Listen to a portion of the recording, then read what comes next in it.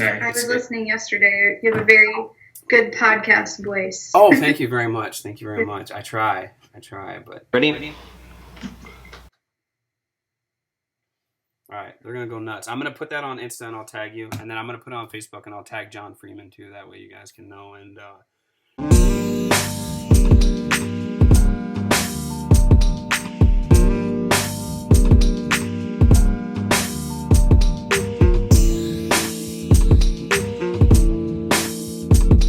hey everybody, welcome back to Blacktop Banter. This is episode 11.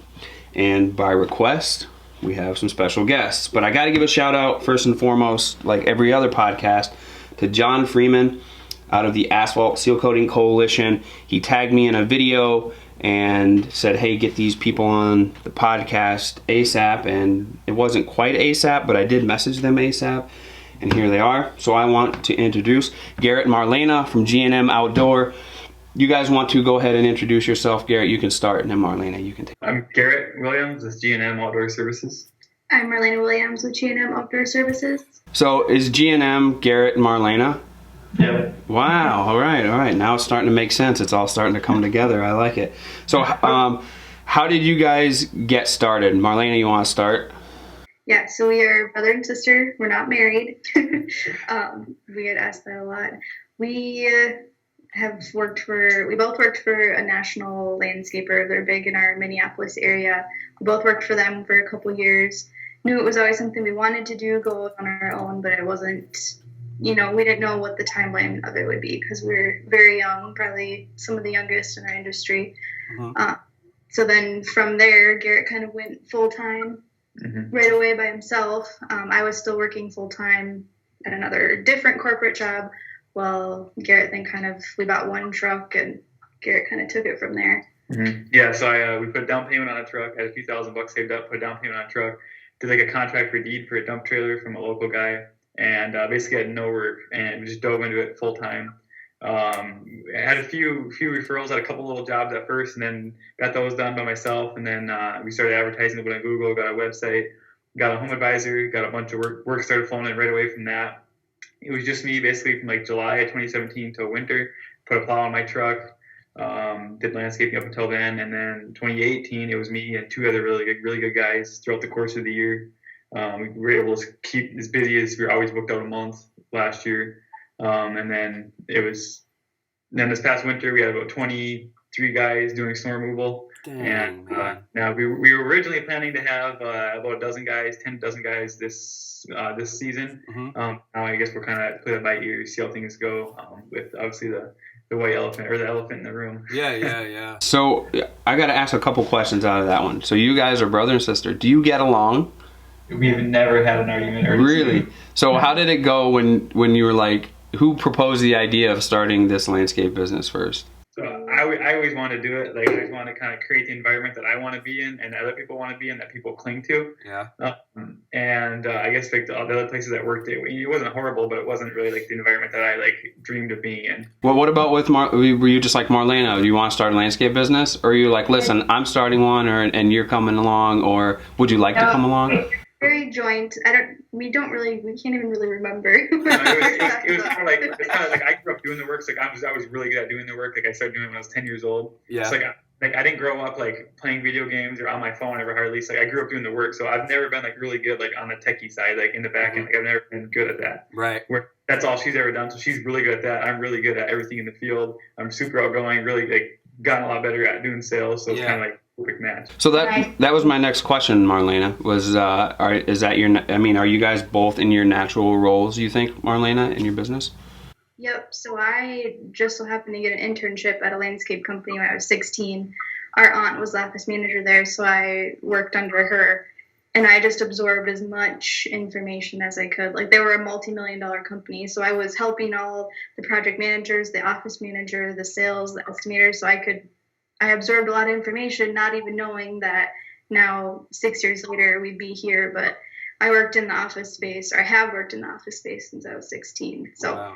Dang. So when you went from multi-million-dollar company to Garrett and a couple dudes, you were like, this is a breeze. The first year it was just me. It was like she was working like on evenings and weekends to do the paperwork. And then it was just this past spring, 2019, that she came on G&M full time. Yeah, so it'd just be, well, a week here now is my 1 year anniversary full time with G&M. So, but it's turned into, when there's one Garrett and 2 guys, there's not enough to keep me busy. But when we have 6 full guys and sales and maintenance and marketing and social media and everything. Payroll, it's right. Finally, you're not bored. Is what you're saying. We were hoping to hire somebody to help me this year. Oh man! This is for the record, though.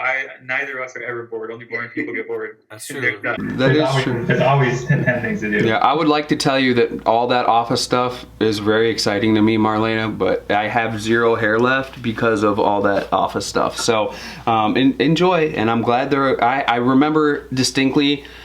I know I work with numbers all the time, and I remember distinctly in math class, we were doing Algebra 2, I believe, and a girl that was in class turned around and looked at me, and I was struggling, beyond struggling in math, and she turned around and said, "I love math."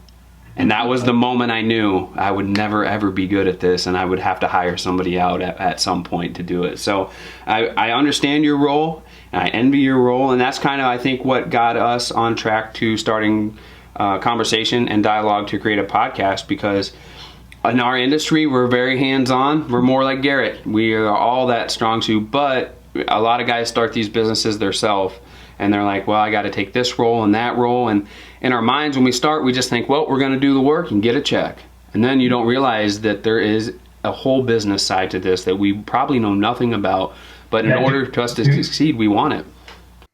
Yeah, a local guy told me that. He always told me, Garrett, there's a lot more around your business than just doing the work, which, yeah, there is. It was doing the work is just this much of it. You got to get the work, you got to manage the work, you got to get guys to do it, you got to get the equipment, you got to line all the materials up, you got to get them a receipt, you got to give them an invoice, you got to make change orders. Doing actual work is this much out of a scale, this much. That guy was either only child or came from where there was only brothers in that family, because he didn't have this ace up his sleeve like you did. So I think I think it's great, and there's an old proverb I know that if you want to go somewhere fast, go alone. If you want to go somewhere far, go together. And apparently, you see more success when everybody kind of diligently does their role, and if they can do it exceptionally, Garrett, I see you do your role exceptionally, Marlena, you do your role exceptionally, it creates a great synergy. I've never used that word. I've always wanted to, so thank you. But it creates a good synergy to kind of keep things going. So for us, I can't say either. That's a hashtag with the podcast. You can't say so I'm going to try not to say that. But for us in our industry, we don't always have that option as far as gelling. I think the best advice I could give is, obviously, if you have somebody that's better at it than you and likes doing it, let them do it more. My wife doesn't like to do it as much as I would really, really hope she would. So I end up doing a lot of it too, and we kind of take a little bit of role. But this year we're starting on, and I've asked people now to take on office roles coming up as we look to expand. What tips do you have, I guess, specifically in the office, because that's kind of what was asked. We know we work our tails off like Garrett does, so we know how to do all that. Man, I can change the oil, I can change the tires, I can maintenance the equipment, I can go out and do sales, I can do all that. But the office stuff, I have 50 post-it notes all over this desk right now to try to keep everything organized. What advice do you have, Garrett, as far as letting go of some of that stuff? And then I'll switch over and ask Marlena, what tips do you have for guys like me who can't let go of that stuff? Yes, I would say you got to allocate things to people that really things to people that they want to do. Like you said, you don't want to pile a bunch of stuff on a guy who doesn't want to do. It's not going to go great. He's not going to be excited about it. I would say, take to allocate things to people that they want to do, that they're excited about, that they're ambitious to do. Mm-hmm. So that's what I did this last year when we had 4 or 5 guys, 2019 in the field all the time, where I would kind of oversee all of them and basically completely stepped out of skid steer excavator. Yeah. Did mostly just the sales and oversee everything. But then kind of to be honest, it was when I started the business, I did it because I really liked doing the work and I wanted to create the environment I wanted to be in. But even just this last year, it wasn't me doing the work anymore. It's like me selling the work and then overseeing it. So now like I'm already to another position where it's like when I started, I wasn't like, oh, I want to be a landscape salesman. Like that's not. Right. Like, I enjoy doing it, but that's like not what I ever want to do. But I think that's necessary for growth. Oh, 100%. It's necessary. Yeah, eventually, if you don't let go, you're not going to grow any. So. Yeah, I realized that right away. Like, okay, as long as I'm in a skid steer, I'm never going to get past this. Yeah. Like, you can make a good living operating a skid loader and excavator, but like you're never going to get past that really. So I realized that right away. So that's basically when I got out of it, which was like hard for me to do because I love being in and around the equipment. Yeah, but you're so young. I'm almost to mid-30s, and I haven't let go of it all yet. So I think you're ahead of the curve, especially for growth and what you guys are doing. So Marlena, what about you as far as tips for guys and gals? There's gals that own asphalt maintenance industries like us too. So what tips do you have for as far as office goes? I know you guys said you use Jobber, correct? We don't use Jobber, but we do use a program called Joyce, and then we use a CRM as well. So I mean, those things obviously help out, but there's got to be some tips for you with all you juggle there at GNM. One of our biggest things we've talked about is just creating processes. And a lot of the processes that we create are probably too big for what some of the things we did last year. Like our processes were too big for the size of our company. Mm-hmm. But when we have just Garrett and one guy, or Garrett and 5 3-man crews, this is how we do things. This is the process that we have, so that it's easy and the expectations to everybody are easy. So our foremen know what to do with the laborers. This is our process. This is how we do things. When new people come in, it's more seamless versus they don't know what they're doing or what they should be doing or who should they be talking to. That's wild. So creating processes is kind of one of our biggest things. And then jobbers, I mean, that completely changed. We got that late summer last year, and that really, it fixed the disconnection that I had to Garrett in the field. Really? To the laborers. So, I mean, it made everything. Yeah, it was a huge difference. Like another thing to mention too is like anytime you use like a software like Jobber, QuickBooks, like some guys use Service Autopilot. Use that technology and like that program like to its full extent, because a lot of people, if they don't know how to use it, they're unsure, but this thing's junk, it doesn't work that good. It's like, use it, make sure you're using, like you're getting full potential out of it for like what you're paying. And also take when you're setting up infrastructure processes, stuff like that, always like don't just plan ahead so it'll work this week, or don't just look ahead till this weekend. Look ahead next year and the year after. Like, okay, where are we going to be? Are we going to get this all set up, and then 6 months later have to get something else that can do more? Like something you can grow into. Yeah, something you can grow into. Yeah.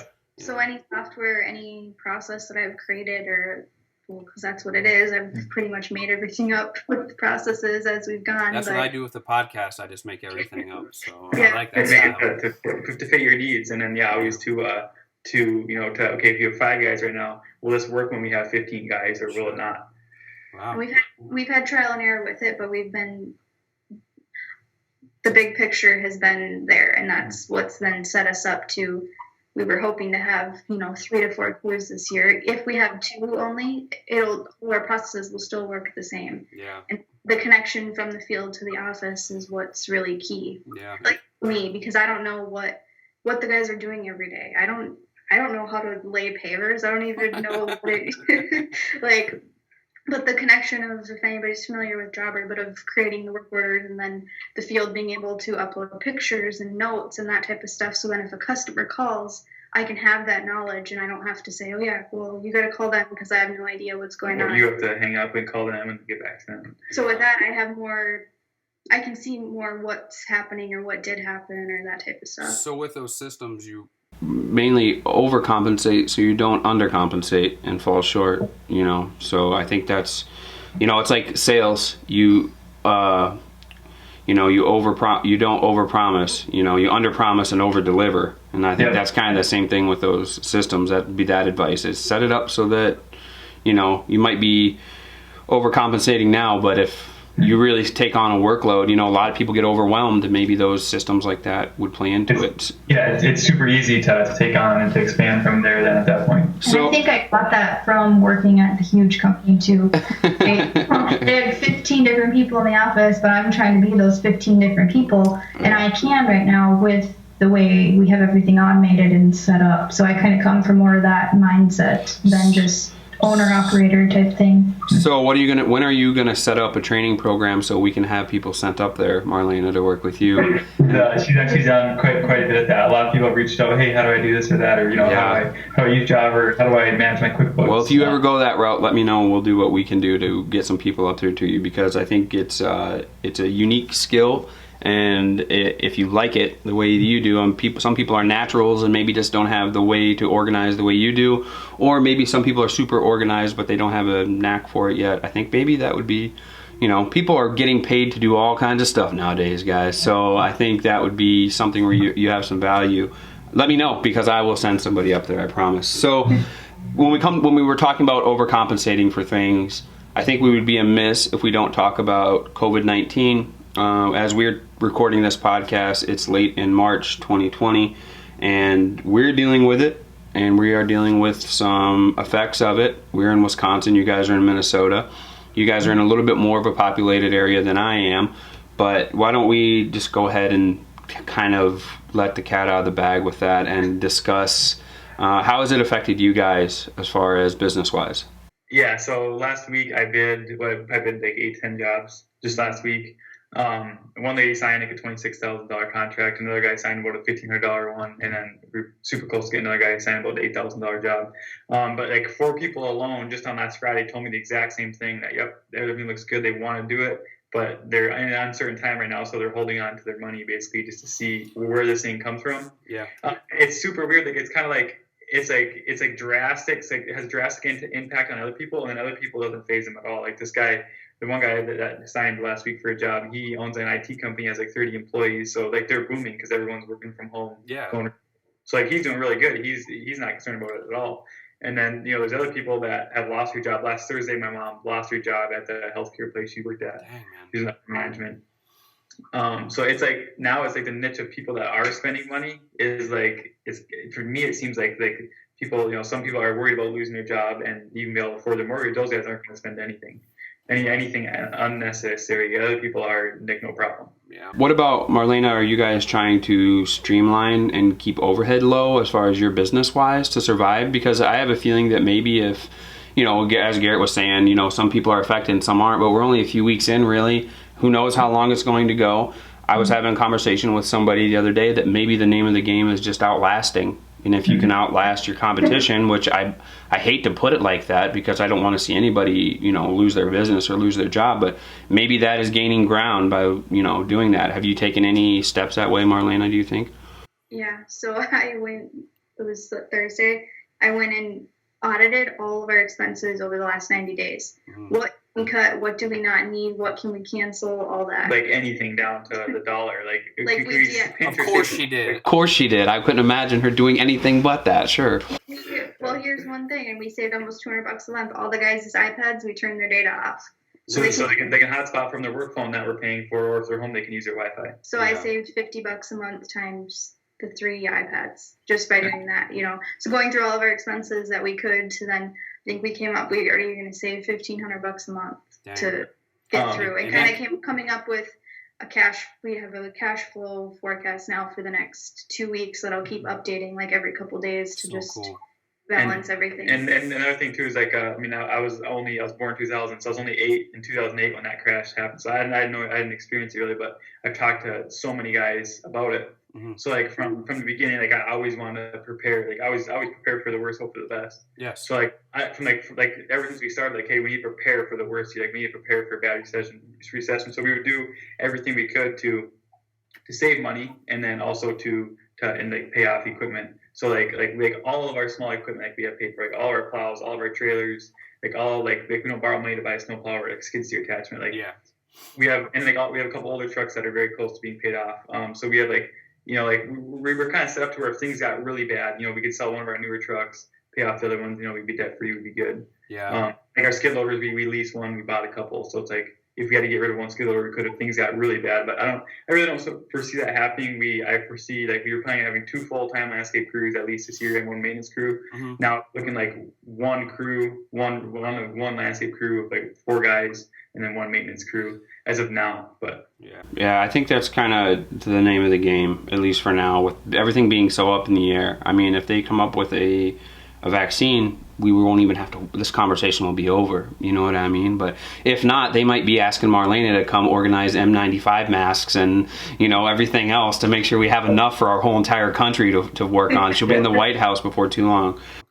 So it's kind of like, you're kind of just like, yeah, wait it out. You know, everyone might have forgot about this in a month. It might be where this is a year deal, and like you said, you know, I can see a lot of like small businesses that are like really going to struggle with. Yeah, like you don't wish to find anyone. I'm willing to help anyone needs help, but it's like, but just like the reality of it. Yeah, especially with how booming everything was. You know, people were taking out loans on homes and equipment because the market was booming and our economy was booming, and there wasn't like it was a steady, slow decline where you're like, man, it's starting to get rough. It just went. Yeah, so it was like, you know, like I said, I'm in my early 30s. I'm a young old man, so I have an IRA, right? And I was checking that bad boy a lot, saying, man, we're doing great. And after 1 week, I'm like, oh, I'm not going to check that again for probably a year. I was down like 20%. I'm like, I'm not logging back in. That's what I did. At 20%, I'm done. And I've been kind of eyeballing the needle, and it's in the red all the time. And I'm like, I'm not even opening back up. I'm trying to stay optimistic. We're trying to stay positive, and that's why I'm really glad you guys joined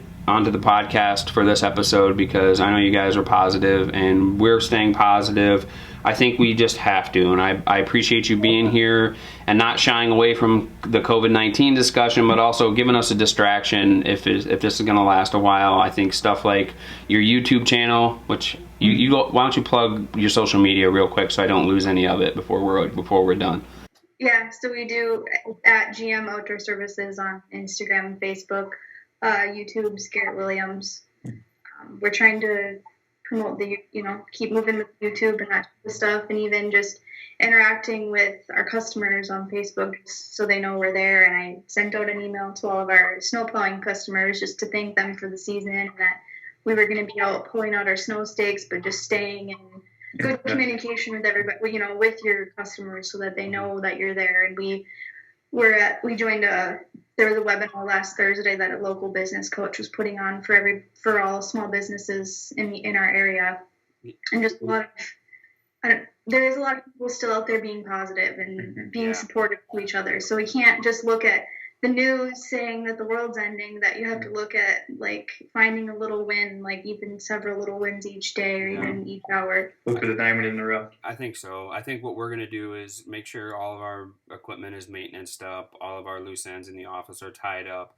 You know, if we're all sitting there waiting, I heard somebody give an analogy of the horses in the gate, you know, at the Kentucky Derby, and they're all like ready to go once it gets going. Well, what if one of those horses had a 15-yard head start? And I want to be that horse, because if he hits the gate and they open it, that horse is going to be out in the lead by a long shot. I want to be that horse. So I think staying busy, you know, doing webinars, you know, researching, educating yourself, maintenance, whatever you can do. Maintenances are going to be a big deal in your guys' industry and in our industry. So we really look forward to sticking to it. I'm gonna sign off. I want you guys to stay on because we're gonna do a selfie, and it's gonna be the digital selfie. I'm gonna put it on Instagram. So I really thank you two for being on here. If guys want to find you guys and chat with you, they can do that at GM Outdoor Services on Instagram, correct? Yeah. And then the YouTube, they can comment there. You guys have comments on?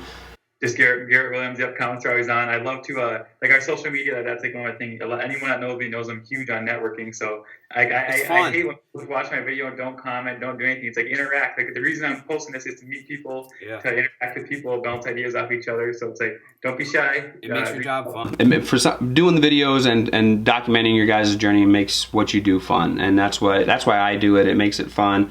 One day, when my boy's gonna look up and see it and be able to go back and be like, check out this old thing, YouTube. You know, they were on this thing. So YouTube is like, for me, it's like, it's a long-term deal. It's like every time I post a video, it's not like a huge benefit, but it's like, it's long-term. It's you never know what can happen in your lives, and then to be able to look back on it, like there's people that I would love to look back on their 20s when they were really grinding, you know, and then when they made it in 40s, when they were 40s, when they finally decided to come out of the shell, like, no, I want to know how you got there. So we really appreciate you guys having the content, putting it out there. Thank you very much for being on the podcast.